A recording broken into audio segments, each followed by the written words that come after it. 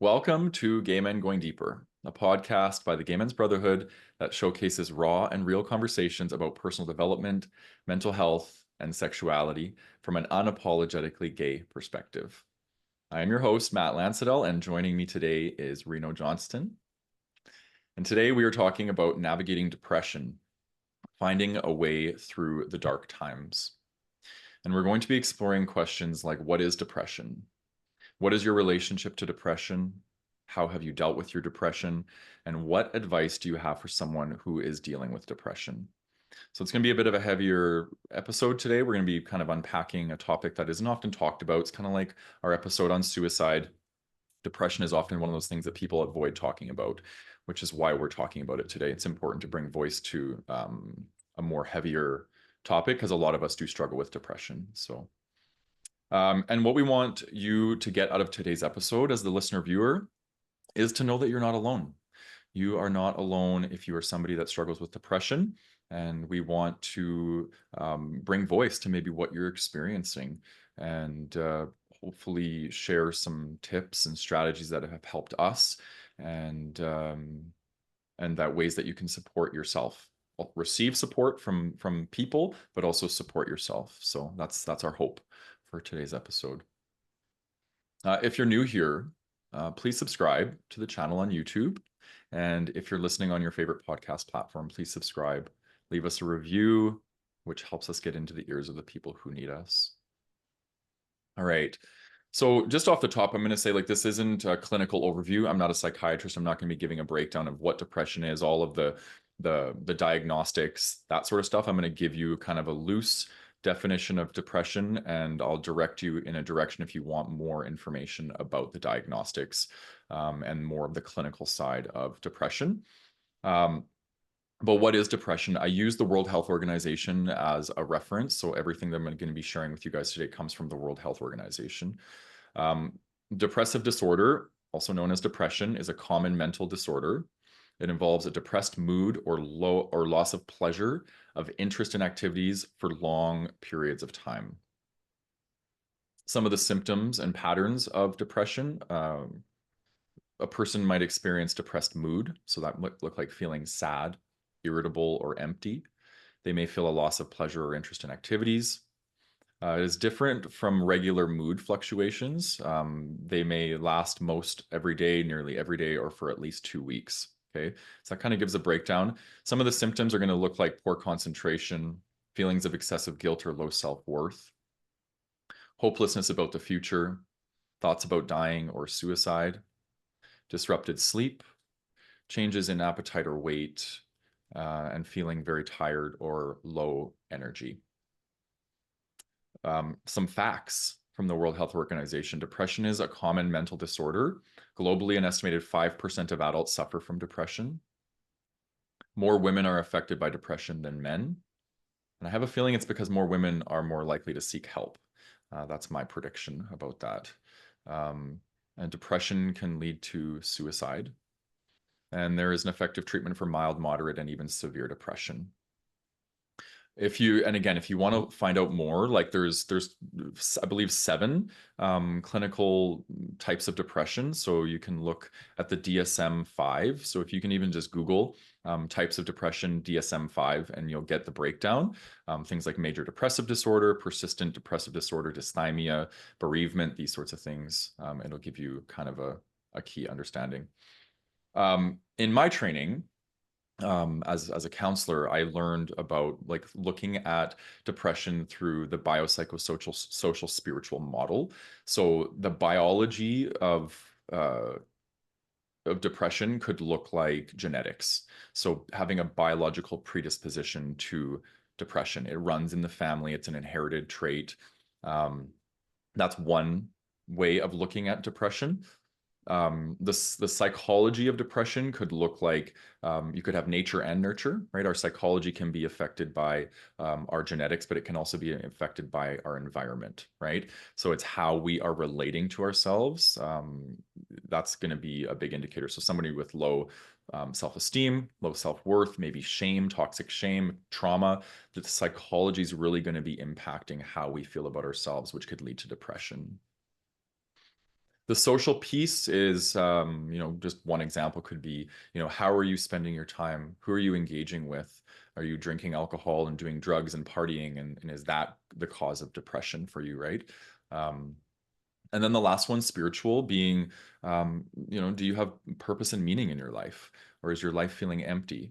A lot of people that go through spiritual awakenings describe at points in their awakening depressive symptoms, right? So it's hard to just lump this into one thing. It's a very, anybody that's going to be treating depression, I think treating it from a holistic perspective is always going to be the best perspective when treating it. So there's a lot of tools in the toolbox to treat depression, and hopefully today's episode will provide some hope to people who might be struggling.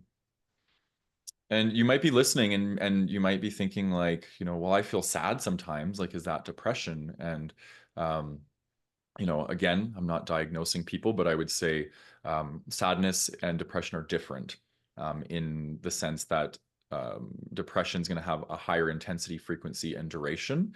So it's going to be looking at it as a more of a chronic condition as opposed to acute. So if something happens in our lives and we feel sad about it, that's like an acute sadness. If that persists over time, it can turn into depression. But if you're having periods of sadness that resume back to happiness and it's a normal fluctuation, I would say, you understand what it's like to maybe have depression in the sense that you can feel the sadness, the heaviness, but just imagine having that over long periods of time and how heavy that can be and how much of a burden it can feel like carrying that around.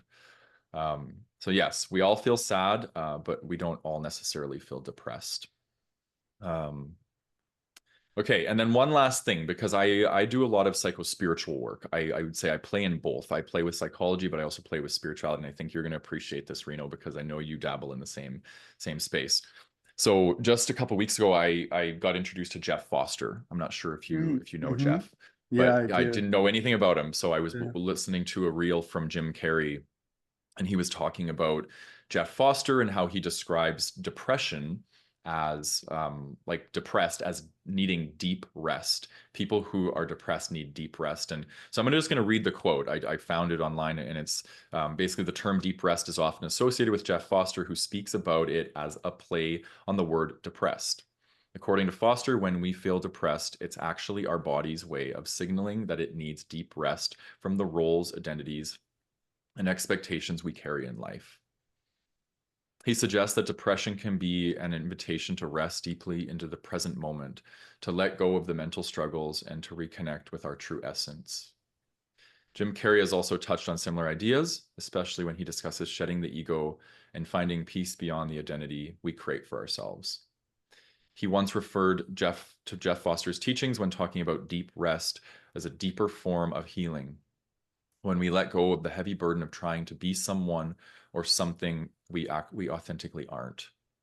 The idea is that deep rest allows for a profound letting go and acceptance of what is, rather than a continuous fight against how we feel or what we think we should be. I Wow. literally just got chills reading that. Yeah. Like, it spoke to me in such a huge way. Mm-hmm. Um, just even looking at gay men, like we walk around with masks a lot of our lives, and we're holding up these personas, whether that's masculinity or whatever, success or these sorts of things, not feeling inadequate. And that's heavy. It's a heavy burden to carry. Like I can feel the weight on my shoulders. Um, so depression can be our time to incubate, to rest, and to kind of grieve and shed and let go of old identities and things that aren't serving us anymore. So I'm curious, like I preambled a lot. So like I what got love it. stimulated for you, Reno? Like what's alive in you? Yeah, I mean, everything. I remember when we had the conversation around this episode leading up to it. And, just to be transparent with everyone, like I wasn't I had a sense that I'd experienced depression before, and I had those words had even left my mouth in the past a few times throughout my life. But I was never, and this is a common experience for me where I'm experiencing something, and because I haven't necessarily been diagnosed, there's a sense that I'm experiencing it, but I sort of brush it off, or I'm like, oh Yeah. no, it's just I like maybe I'm just sad, or maybe I'm just, this is just like a plateau period or something. And what I started to notice was that as I went digging, whether it was to learn about ADHD, whether it was to learn about obsessive compulsive disorder, and then, of course, depression. And that was probably one of the first things I went searching for years and years ago.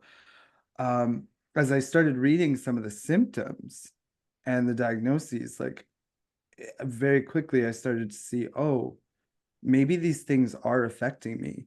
Yeah. And so when I was looking up depression again, because it had been a while since I'd researched it prior to this episode, I started reading the list and I thought, oh gosh, like it's very obvious given this list that I have experienced depression Yeah. on more than one occasion, you Yeah. know? And what I loved about what you shared about Jeff Foster's concept of deep rest is A, that the universe leaves little clues, which, I just think is so beautiful. And B, that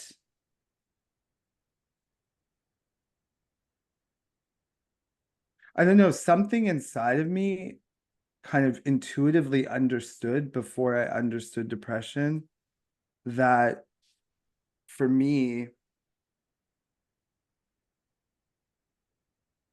it was a sign that what I was potentially not feeling something, not expressing something, Yeah. and probably carrying a heavy load, you Yeah. know? And so hearing that quote and hearing that concept of deep rest was definitely affirming, Mhm. um, because when I was navigating those experiences, a lot of it was, and maybe those listening get this, like you're kind of just feeling your way through it. Like it can be really dark and really unclear, really cloudy, and sometimes there's like no end in sight and you're just kind of taking it moment by moment, right? And so I just remember kind of feeling my way through it. Like I don't know what's going on here other than exactly what's going on. I couldn't really conceptualize it, and so it was just there and I was just feeling my way through it. And an aspect of that was rest, an aspect of that was honestly feeling the sense that I was forced to kind of let go of all the stuff. Like I didn't really have a choice. It's like when you're in that space, it's so hard to get up and engage in the our usual sort of routines and rituals and day-to-day, drudgery.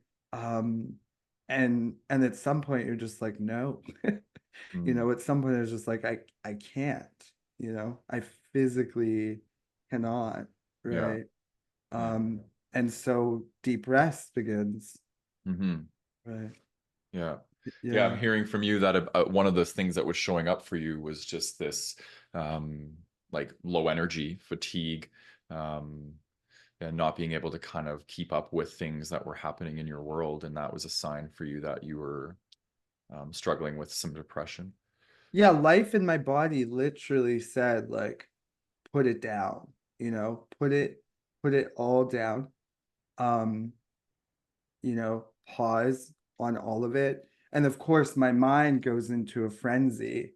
Well, there's bills to pay and relationships to honor and things to be done and a house to be tidied and food to be made. And, like just there are so many things. And sometimes I'd be able to get through a couple of those things. And some days it was just like, my best is like, I woke up this morning, I woke up Mm. this morning and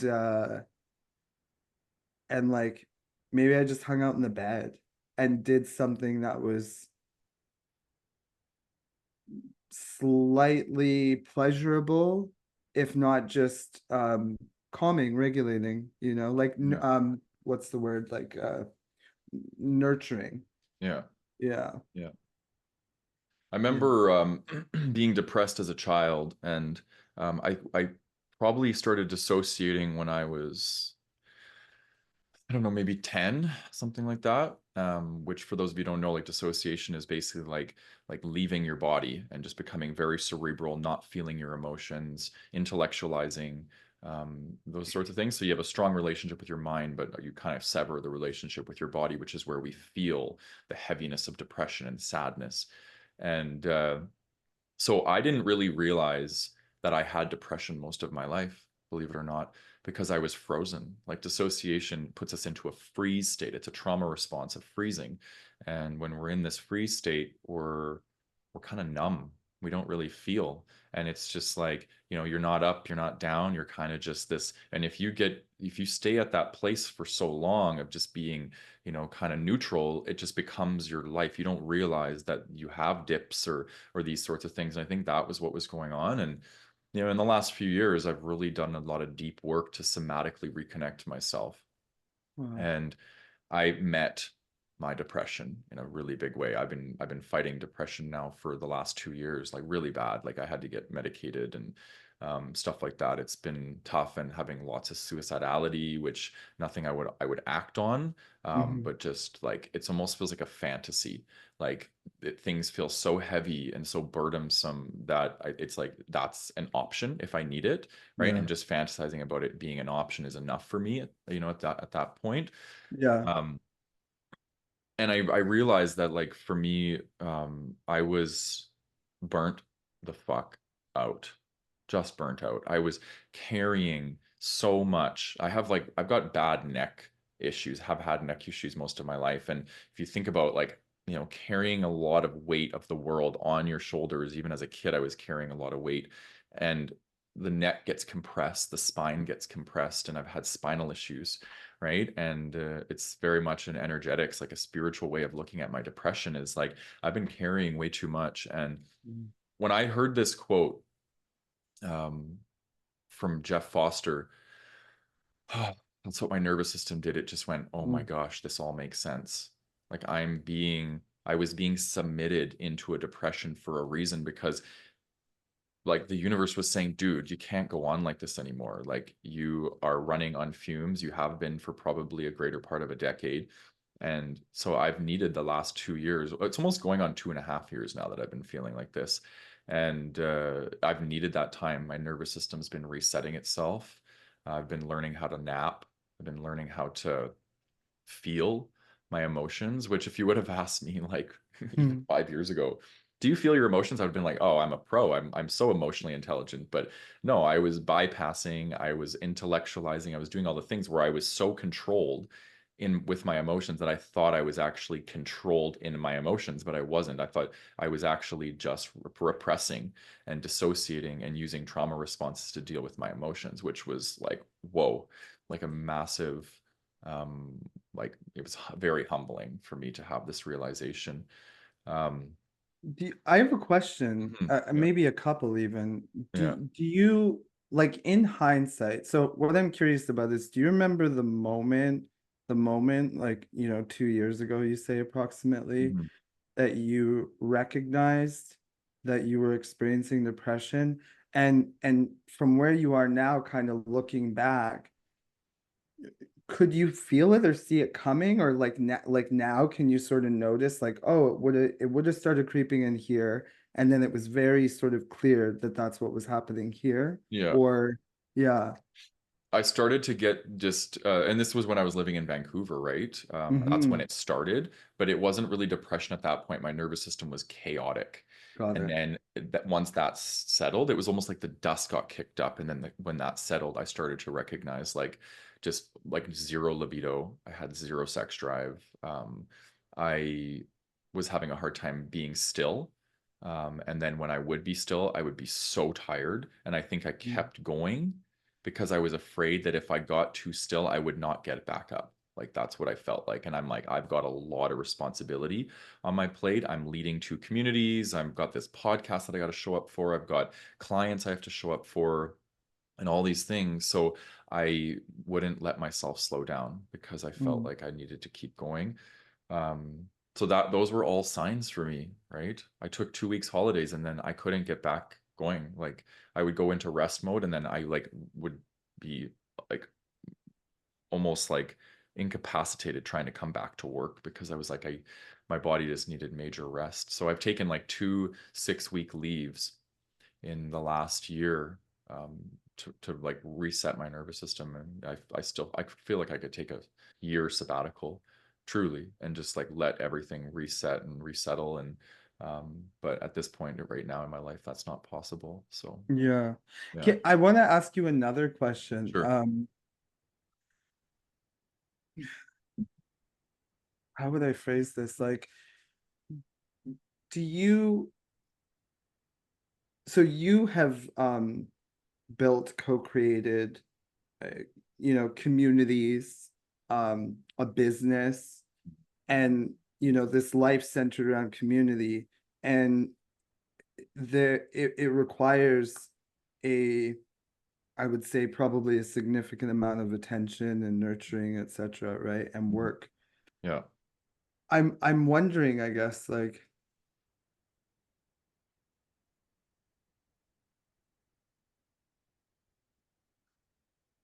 what, like, where do you think where do you think building that came from? And I guess I'm asking this question because it's almost like, in a sense, you've maybe been like backed into this corner, Mm. in a way where, like, there's this heavy responsibility, and and then you experience this sort of depression, and um there maybe isn't a lot of room to breathe and like take that space, Yeah. right? Yeah. And so I'm just so curious because this is sort of the question isn't totally clear, but I'm sort of talking and feeling my way Mhm. through it. It's like, I think about people who find themselves in this situation. Like, let's say they go out into the world and they achieve and they build businesses and they do big things. And essentially, it's almost like they sort of load it on, like they load it Yeah. on heavy, right? And thick. And then at some point, like they buckle, right? Yeah. And I just have this curiosity about like how we get there, Yeah. and like what drives us to that place where inevitably we buckle, break, and find ourselves in depression, Yeah. Yeah. do we do it consciously? Do we not? Is it something that we just discover? So I'm curious, how that question lands with you and what comes up for you. Yeah, great question. And it was funny how as you were articulating it, I was like getting closer and closer to my answer. It was like we were kind of Okay, hitting the station at the same time. So cool. um yeah, so my parents split when I was about 9, and my mom like sat me down. My dad left. Mom sits me down and says, "You're now the man of the household." She's like, "You're my main man." So that was like the first sign of like, okay, I got to put myself aside and I got to take care of my mom and my sister. And I kind of wore that cape of like, okay, this is now my role.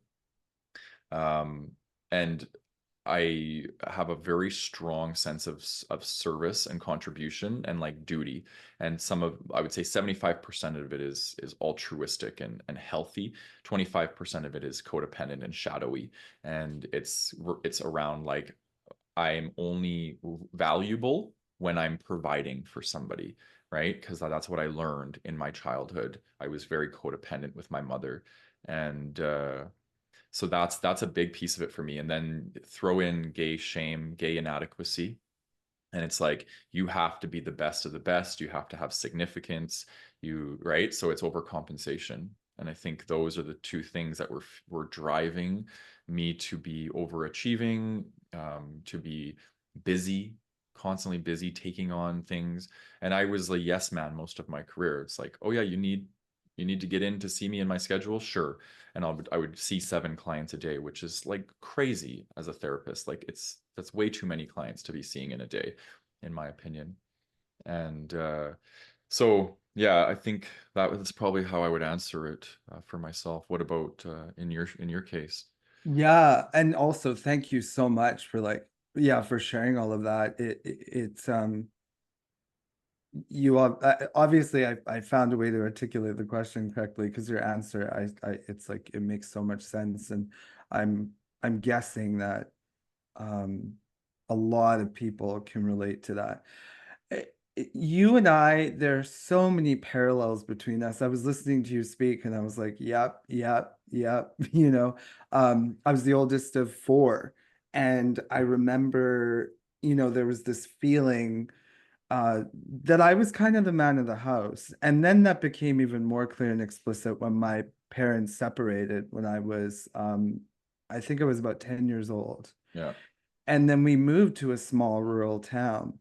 And so it was pretty full on, I'm gonna say, like this feeling of responsibility, this feeling of needing to be my mom's sort of emotional partner, being really mindful and careful of what I did and didn't express because I didn't want her to break. Yeah. Um, and then feeling like I was responsible to protect and mind the well-being of my siblings. And and then going to school and sort of putting on a brave, fresh face and and just trying to do that whole thing, right? Add to that being a closeted, gay queer person in a black body in an all white town, right? Like it's a whole recipe, Totally. right? And so you take all of that and then extend it out into adulthood. And yeah, like there's performance, there's feelings of being responsible for people, there's this sense of carrying the weight of the world on my shoulders and needing to be a good boy and a good man and of service and all of this stuff. Yeah. And eventually it just gets heavy. I think the difference for me was that at some point I just kind of said no, like I'm not gonna do this. I'm gonna follow what makes sense to me. And so luckily I didn't I didn't create so much uh heaviness or responsibility, I guess. Like in some ways, I would say I attempted to avoid a lot of that. I was like, I don't want to get caught up. I and what happened was I saw how heavy it was for so many other people, like literally just watching, my grandmother or my father or my mother or like the adults around me um really struggle and carry so much weight. And I thought I would really prefer to live lightly and to live joyfully. Mhm. And so I just started kind of following that, I guess. And so luckily, I wasn't necessarily backed into a corner, but there were definitely moments where it was hard to kind of let go of what I had kept up. And as I said earlier, life was just like my life and my body were like, you don't have a choice. And that could be anything from me wanting to keep up the body and then my low back giving out, or my something happening to my knees, Yeah. or me getting sick or whatever it was.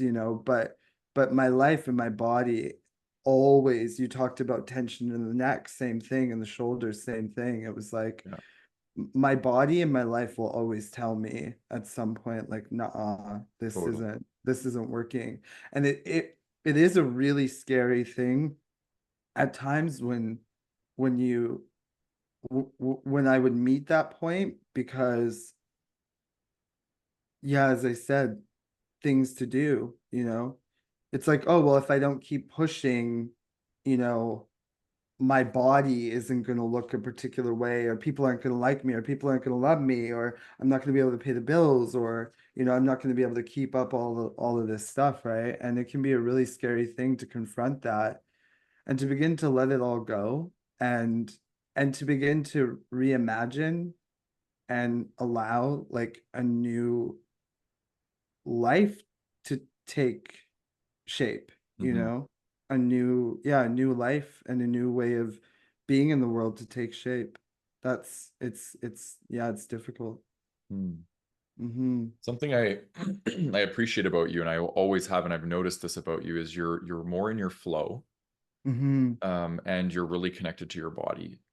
And I think that's tremendous because I think if you look at, again, like I said, people that dissociate or in freeze, they're not connected to their body. And the body is our compass. It's always guiding us, whether that's emotionally or sensorily.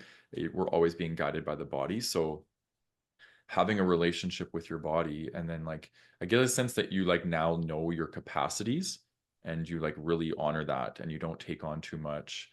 Um, Yeah, that's really accurate. And I think it's come with time and experience. And to be honest, in I think it's um in recovery, they talk about rigorous honesty, and they're the 12 steps. And I really love those 12 steps because to me they point in the direction of spiritual awakening, and they point in the direction of a sort of enlightenment, right? And so one of the things that recovery and the 12 steps talk about is this concept of rigorous honesty. And even even the idea of that can sometimes be chilling for a person who's been in the practice of inauthenticity or dishonesty. And I don't say that in a judgmental way. It's like sometimes we don't even know that we're operating from inauthenticity or dishonesty. It can be so subtle. yeah. And I think that what has happened for me is that over time, it's become more and more difficult for me to do anything but honor my body and surrender to that flow, Mm, because I've just seen what happens when I don't, like I said, it's like the neck tension, the shoulder tension, the low back gives out, things start going to shit. I can't get out of bed, right? And I'll actually speak to a particular example of the first time I ever very clearly recognized that I was experiencing depression. I had um I had gone to Bali, and I was there for a 12-day retreat. And what was remarkable about that experience was A, what it took for me to get there, and then B, the alignment, the bliss, the pleasure, the connection, it was like if I could take a snapshot of my perfect and ideal life, like it would have been that in a lot of ways, not in every way, but in a lot of ways. mm, If you can imagine, it's like yoga and meditation every day, and workshops and healthy food, and we're in this like exotic location, and there's connection, and it was just remarkable. mhm. And I remember having that experience and then coming back to Manitoba, and I was really confused because I had never experienced anything like that before. And what I started to notice is, if you can imagine like a flower or a plant gradually kind of wilting because it hasn't been sunned and watered, Yeah. I started to become like that. The light just got dimmer and dimmer and dimmer, and I could feel it on my body. I was thirsty for something, Yeah. and I didn't know what specifically, but it kept coming back to like wanting to go back to Bali. And I remember for about 6 months, I was not myself. I was not myself. I was actually at one point um let go from my job, and they were very graceful about it, but they just said like, you're not here anymore, Yeah. you're not here anymore. And I remember at one point saying to a friend, like, I feel so lost and so kind of empty.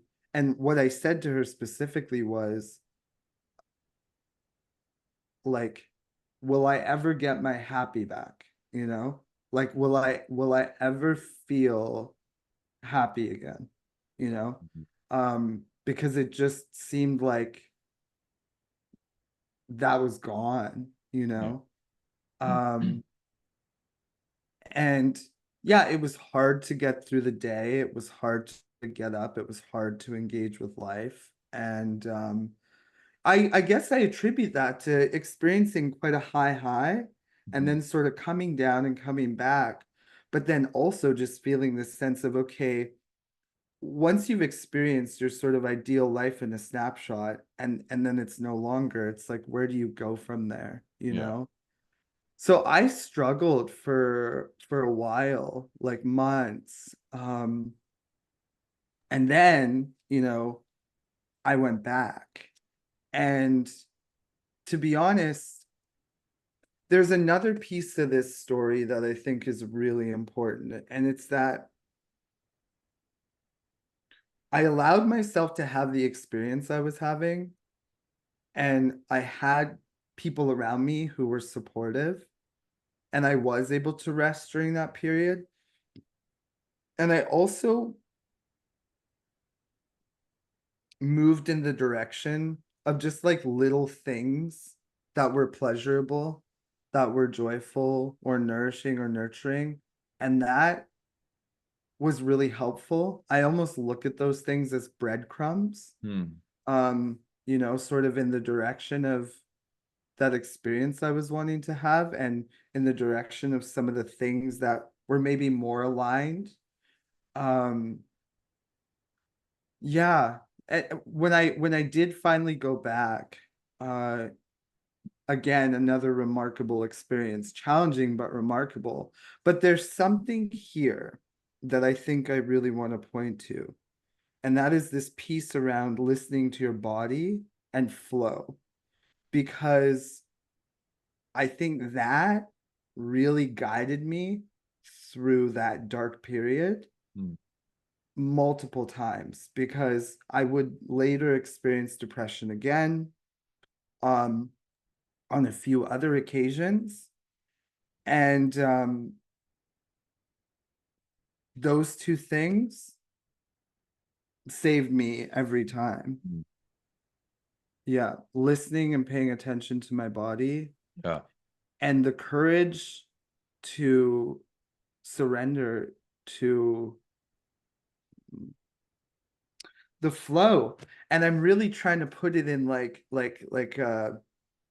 really simple and practical terms, I guess. Like, what is the flow? It's like, Yeah. well, what I can say is pay attention to, I don't know, what calls you, what moves you, what like whispers to you, I Mhm. suppose. And part of that is tuning into your body.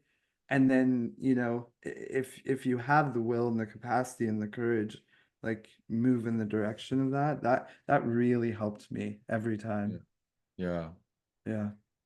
Yeah. I like that. I think, what I took away from that is that the depression can be that opportunity, right? Deep Hmm. rest. It can be that opportunity to get into the flow and to get out of the busyness, get out of the rat race. And like, that's maybe the nature's way of saying, like, time for you to get into the flow and for you to like really like look at yourself. So I think one of the best remedies to, well, two things that are really good remedies for depression: connection being the first one, and like really like, you talked about these flower, you coming back to Manitoba and your flower wilting, and I feel like when we're in those little microcosms of connection and we're on those retreats and we're like enriched and nourished with lots of connection, and then we go out of that, that can really highlight like what is missing in our lives. I think it's Hmm. really important. um and then there was a second one. What the heck was it? Connection and, oh, it's escaped me now. Yeah. The connection piece is huge though, Yeah. because I remember experiencing depression earlier this year. Yeah. I was living downtown in this sort of luxurious apartment as a trial period. I just wanted to know what downtown living in Vancouver was like and if I Yeah. was into it. And what's so interesting is that was such an insular experience. Like I just felt so isolated, which is wild because I'm downtown in the thick of it. But gosh, that was such a lesson in like, there's a concierge and a koi pond and the gym in the building and the pong room and all the stuff, right? And the Yeah. the king size bed and the view, and downtown there's shops and everything, all the things, And I got a taste of what it was like to sort of live that life for a moment, and it was empty, Mm. I couldn't wait to come back to my simple little house here Yeah. where there was community and connection, and it felt like home, Mhm. like really it felt like home. Yeah. And so there's something there about that connection piece, I think, Yeah. and that's why I say sometimes, edgy as it is, like depression can sometimes force us to confront what is before us, and to potentially ask us if we're willing to let it go, you Totally. know? And that's hard because it's Yeah. like, well, what then? I built all of this. Who's going to take care of it? Yeah. What's going to happen? Where Yeah. do I go from here? It's like, well, surrender and Yeah. and then see, Yeah. Yeah. This the second thing came back to me, thankfully. I Yeah, hate when that I happens. thought so. Yeah. But curiosity, a remedy Mhm. to depression, I think, because when we get submitted and we fall into these depressions, I think it's an opportunity to turn towards ourselves and get curious about why why am I feeling like this? And I don't want to just slap a label on to everybody because we have the nature and then we have the nurture Yeah. conversation. So if nature is creating and you have got some stuff going on in your brain that you actually need medication for it, like maybe that isn't going to help. If you're more on the nature or the nurture side, and it's like something maybe you're lacking meaning or purpose in your life, maybe you're doing too much, maybe you got some unprocessed trauma, these sort of things, it's an opportunity to slow down and enter a healing period, Mm. in my opinion. So Yeah. definitely, yeah. And then I want to point this out because this is important. So I have a relationship with both depression and anxiety. They kind of come hand in hand. And I think we'd be remiss to have an episode on depression without talking about its sister, anxiety, right? They're always together, it seems. So like when I'm going and I'm in these depressive places, I'll oscillate between depression and anxiety because the anxiety is almost like my system's way of trying to get me going again. Like, oh, if you're too tired, you're not going to have enough energy to do this. What about your clients? And I get into this flight energy, right? And it's like again, it's a trauma response that's being activated to try and give me energy to keep going, right? So I'm dancing between these two, and then I start to feel like I'm not doing enough, so I get anxious, and it's just such a messy like soup of um, of challenging. It's just very, very challenging to be stuck in that. And I think the best thing we can do when we're feeling like that is like if we can give ourselves periods of time away from whatever's creating us to be pulled, can be helpful, right? But again, when you're somebody like, for example, like myself, I've got a lot on like that I can't just like hand that off to somebody. Like that's the thing about being self-employed.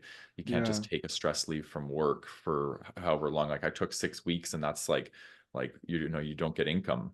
There's no Mhm. income coming in for 6 weeks. And then you've got your clients kind of sitting there waiting for you to return. It's can feel like a lot. So Yeah. yeah. I appreciate what you said about anxiety as well, because earlier in the conversation you talked about taking a holistic approach to Mhm. navigating depression, and um there's something there about feelings that I think is worth touching on, feelings and states of being that I think is worth touching on. And one thing that I find to be really important when you're navigating depression or anxiety or any extended state of being, um, you know, it's compassion. It's compassion, it's patience, it's presence Totally. with the process. Because as you said, like it can feel really heavy, and then the external pressures can set in, and resistance can come up, resistance to what's happening in the process and what your body and your life maybe communicating to you in that moment. Mhm. And so, I think just really slowing down and being with what's there, um, is really important, and Yeah, being gentle with yourself while you're there, totally. and also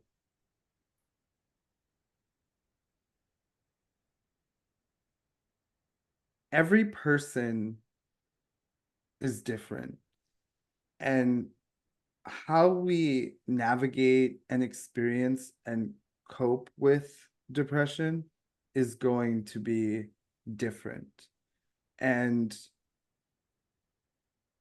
so I guess my invitation would be to suspend judgment, you know, Totally. and to, as you said, welcome curiosity and Mhm. explore what works for you, Yeah, what works for you. What works for me might not work for you. What works for you might not work for me. What works for them might not work for us, right? yeah, And so I think what you said about curiosity is really, really important.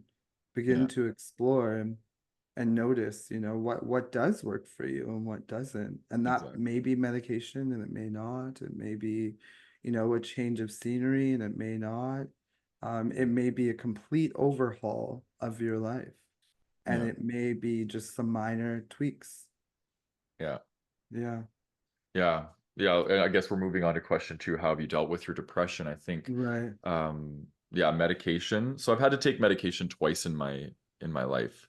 Mm-hmm. Once when I went through a really bad breakup. It was like a 8-year relationship that I was in, and I just struggled wanting to end that relationship. He was my best friend, and yeah, and it didn't end well, and so I definitely fell into a depression. And then this period of time, I've been on medication kind of here and there. I try not to stay on it for too long. I use it when things get really dark, but and then yeah, rest, reducing my workload's been huge. Mm-hmm. Therapy, obviously, like if you're somebody that has trauma, like trauma is going to be a massive precursor to depression, unprocessed, unhealed trauma.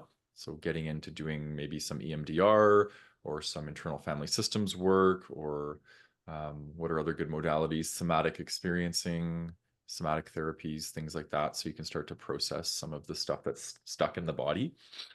Um, and then authentic relating, okay, Mm-hmm. because there's a lot of shame that it revolves around being depressed. It's like, I find like when I'm depressed, I don't want to be around people. I don't want to bog people down, so I'll isolate, and then the isolation creates more depression. And so learning to authentically relate and just share with people where I'm at. Like I don't wear masks anymore. Like if I'm feeling depressed and I'm out with my friends, like they're gonna know I'm depressed. Like I'm not gonna be the guy that's like, put on a brave face. Like I can't be like that. I feel like I've done enough work on myself where I'm like, I'm very congruent with how I'm Mm-hmm. feeling, and I share what's up with me. So that's helped though. Authentic relating is how I learned those skills of how to like share my full self. And that's been a really big one. And then the last thing I wrote here is thought discipline. So our thoughts can take us into dark places, and they can, when we have these beliefs about ourselves and we're perpetuating them with the thoughts we think about ourselves. And as an empath, like if I believe every thought that I have, and I identify with every thought that I have, oh my gosh, like I'm picking up on things. And I think we all have this capacity, and especially when we're dreaming or when we're in like REM states or things, we're picking up on the collective energies, and with Mm-hmm. that comes thought forms. So I strongly encourage people to not identify or believe every thought you think. Thousands of thoughts are running through our minds every day, and I'll sometimes be laying there on my couch, and I'll be hearing thoughts that aren't mine. It'll just be like, and these aren't voices in my head, people. I'm not schizophrenic or anything, but like they're thought forms of the people around me in my building, maybe people in the collective. And I'm like, okay, like I'm gonna let these run. I'm not gonna grab onto them. I'm not gonna identify with them. I'm just gonna let them be there. um, so there's that piece, but then I also want to say, like, sometimes we need to go into those places, because if we're always just bypassing and not working with our thoughts and not working with our emotions and not attaching, then we don't go to the heart of the darkness. And I think sometimes and this is more of a spiritual perspective of doing this work, depression means meeting the darkness, going towards it, being with the dark thoughts and observing them. And right. So there's kind of a fine line between thought discipline and going towards what is what is creating darkness for us. And maybe that is thoughts. Maybe it's getting clear about where are these thoughts coming from, which belief is this thought coming from within me, or where in my psyche is this stuff stored that I might need to meet, right? Shadow work is a perfect example, right? One of the ways we meet our shadows is through our thoughts, right? Mhm. So it's kind of a fine line. So I'm kind of talking out both sides of my mouth right now, but is that not the spiritual path? It's like there's always two sides of the mouth when you're doing this work. It just depends on where on the journey you're at, right? Mhm. Yeah, wise words. Wise words. Yeah. Yeah. Any other tips that you have for how you've dealt with depression? Sounds like I rest mean, and slowing down's been a big one for you. yeah, big rest, slowing down, picking up the phone. You know, again, like I keep coming back to rigorous honesty because that's huge. Like just, and what I mean, what I mean when I say that for myself at least is like it's honoring what's there. It's Mhm. honoring what's there and it's honoring the process. So, you know, I can remember calling a few different people and having a few different conversations and saying, I think I might be depressed. You know, I have these moments. I remember talking to one of my friends and I said to her, this was this year actually at one point when I was kind of navigating depression for a period. And it was weird because I was so confused. I was like, why am I'm sleeping a lot. I'm sleeping a lot. I'm sleeping in a lot. I I feel like I'm chasing it's like I'm trying to find a feeling and I can't seem to find it. It's not in the bottom of that bowl of ramen. It's not in that new piece of clothing. It's not, it's like where is it? It's not there. Mhm. And yeah, I just felt it was like flatlined. And I called my friend and I said to her, I think I'm depressed. I said, I had this thought recently of just just like leaning out the window of the building and kind of falling, to my demise. And I said, like, don't worry, I'm not gonna do it, Mhm. right? But the relief that I felt in my body having that thought, and I have chills right now because it it it's like when I didn't understand what that was about originally, it scared me because I was like, what? Where did that come from? Why am I having that thought? It happened another time when I'd had this nightmare, and in this nightmare, um, this dark figure was slashing my wrists, and I felt relief. And I remember waking up, and there was this feeling that if I just kind of slipped out of the world, like that morning, that I would just feel relieved. Mhm. And I called people every time that happened, Yeah. uh, because I knew I needed to talk to somebody, right? So I called someone and I called someone who I knew wasn't going to freak out. Yeah. Like I had the sense to call someone who I knew wasn't going to freak out because I was like, I don't need that right now. I don't want that right now. I'm just going through something and I need to reach out. And the dialogue started to create space for some of the feeling and what was occurring to be spoken about and expressed, through talk. Sometimes it happens through movement as well. I know like moving has helped in addition to resting. Dialogue has really helped me. Yeah, you mentioned therapy. That's big. My therapy was my friends at that time, to be honest, Yeah. my friends and my family. And so there's that. Yeah. and then just being really kind of like kind to myself during those periods, like not pushing it, not forcing it. Yeah. um if you can call in your supports, call them in, like Yeah. I know what I'm going to do here, but like I need time off, or I need time to rest, or I need someone to come in and just like make some food for me or something, you know what I mean? But like let your people in. That was big. Letting my people in, Yeah. you know. Yeah. Yeah, those Mm. things. Mm. Those things. I want to And build. yeah. Sorry, go ahead. Well, the last thing was going into it, like, and I'm not saying just like you, I'm not saying that's what you always do. But for me, like the way out was through. Yeah. Yeah. That's the spiritual path. Yeah. The way Yeah. out is through. You got to go Yeah. through the fire in order Yeah. to rise from the ashes and become the phoenix, right? That's the spiritual path. That's why it's not for everybody. It's definitely tests your character. Yeah. I want to build off what you just said because I think it's really important. Support.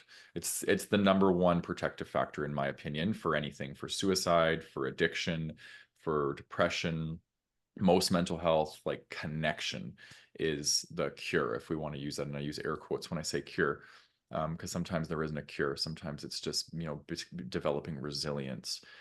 But I wrote down like, because I struggle finding support because I find there's very few people out there that can hold space for the things I'm navigating. Okay.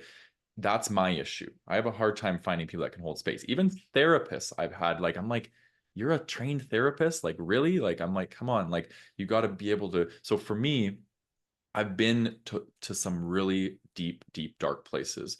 I need somebody who can match me in those places. Okay. So I need therapists who've done their work and are living their spiritual path. So that's one piece of it here. But I came up with 4 tips of becoming a safe person someone can share their depression with, because these are, I think, skills that will help you in just relationships in general. But somebody that's experiencing depression, number one, they are looking for connection, not correction. Okay. People who are depressed do not want to be cheered up by you. They don't want you to come over and try and cheer them up and tell them jokes. Like, they want to be seen, felt, and experienced in their pain, right? So show up and just be like, hey, I rented a movie and bought a box of brownies. Let's pig out and watch a movie and be sad together or whatever. Do you know what I mean? I think when people show up and try and cheer people up, all you're doing is showing somebody that you're not comfortable with them being sad, and that then it perpetuates their shame, right? So meet them where they're at as opposed to trying to fix them or solve them. And I know that that's hard because some people that are people pleasers, they really want to show up and try and, you know, help the person through it. But sometimes helping them through it is to just sit beside them and just hold their hand or cuddle with them. Co-regulation, snuggling, it can be a really beautiful way to let the nervous system settle. Um, so that's my first tip: connection over correction. Second tip is get curious by asking questions. So just taking a genuine interest in them. That's it. No solving, no nothing. Just, what is it like to be you right now? You know, share with me. I want to understand what's going on for you. And then when they share what's going on for them, not trying to come up with solutions or fix them, just being like, wow, that must be tough what you're going through, right? And humanize it. Humanize and normalize that this person is suffering and that it's okay to suffer. It's part of the human experience, right? And then listen. That's my third tip. Listen to them. Actively listen to what they have to say, and just be there, right? Active listening involves like reflecting. So when they share that they're hurting and that, whatever's coming up for them, you can reflect and be like, I'm hearing that you're hurting. And right. So reflection is a big piece of listening, and then they'll feel heard. And then the other big piece of active listening is validate. So that's the fourth tip, is validate what they are experiencing. So simple statements of validation can go a long way. And they might sound like, it's okay to feel what you're feeling. You don't have to be on. For me, people that are feeling depressed, they feel like, oh, I can't be depressed around people. They feel shame that they're depressed. So they try and be on, right? And, another one is like, whatever you're feeling, it's okay to feel it. I'm here for you. Um, and then relating. I've had periods of depression in my life too, and I know what you're going through. You're not alone. Like, these are really beautiful things that you can say to somebody that's struggling with depression, because they really, again, like I said, they want to be seen and recognized and noticed in their pain, and not try and be taken away from it. Right? It's a big part of the healing journey, right? Mhm. Hmm. Those are good. Wow, really good. Yeah, really Yeah. good. Thank you. Especially that piece around people, like people support that can meet you where you're at. Yeah. It's huge because I know people mean well, when they come in and they're trying to like cheer you up and amp you up. It's like I know you mean well, but like Yeah. I don't want that right now. Yeah. I Just come can't. and just come be with me. That's it. Yeah. Just come be with me. That's Yeah. it. You Yeah. know? That's it. Yeah. Some of Yeah. my best friends, like, we can just sit in silence together, and our nervous Yeah. systems are doing the work, our souls are doing the work, nothing's to be said. So sometimes if you don't know what to say and you're somebody that isn't really good with this sort of stuff, just being there, like what Reno just Yeah. said, just being there is enough. And but yeah, like when somebody tries to cheer me up when I'm feeling like that, it's like, oh, next level agitation. Yeah. I'm just like, hey, please get away from me. Yeah. But Yeah, speaking of agitation, I had this thought too, I don't want to share this as a prescription. It's more just something that makes sense to me. And take it with a grain of salt. You know, look for the grief, look for the anger, look for the guilt, look for the shame, look for the burden.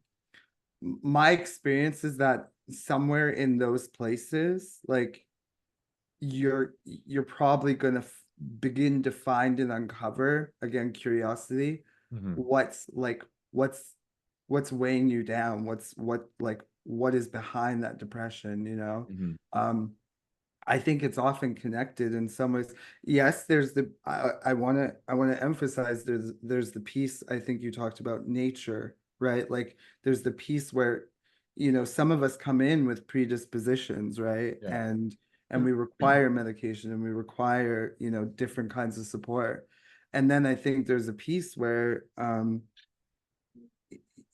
uh what I've seen for myself is, beginning to look at like where the shame is, where the guilt is in my body and in my life, right? In my psyche, where the burden is, where the grief is, it's like, where is that?